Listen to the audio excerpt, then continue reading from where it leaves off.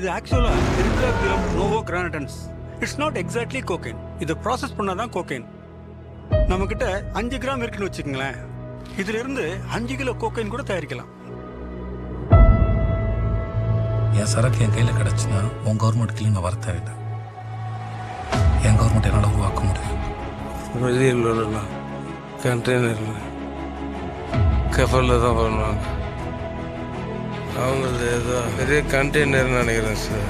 காணாமல் போச்சுன்னு தேடிட்டு இருக்காங்க. அது காணாமல் போனதில் எல்லாம் பைத்தியம் பிடிச்ச மாதிரி ஆயிட்டாங்க. இந்த பேப்பர்ல 5 போலீஸ்காரன் பேர்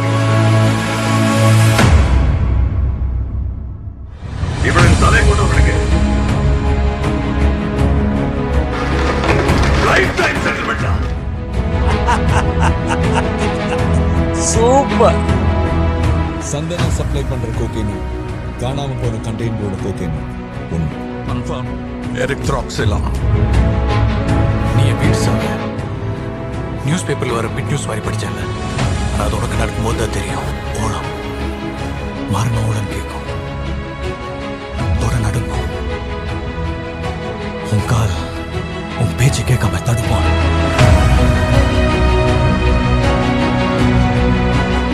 இந்த ட்ரக்கோட எஃபெக்ட்ஸ் என்னன்னு தெரியுமா? நேத்தி வத்தல வாங்க போகல அதோட மாடர்ன் வெர்ஷன் அப்படின்னு நினைச்சிட்டு இருக்கீங்க.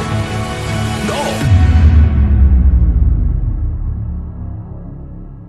என் பேரன் உயிரோட இருக்கான்.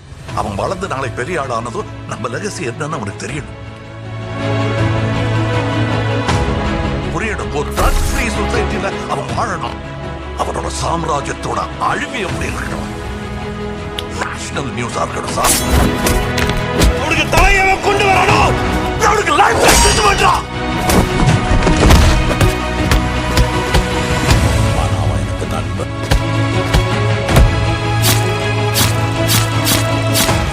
ஒரே ஒரு தத்துவ ஃபேக்டரி அழிச்சதால மட்டும் எல்லா பிரச்சனையும் சால்வ் ஆயிடும் நினைக்கிறியா பார்த்திபன்?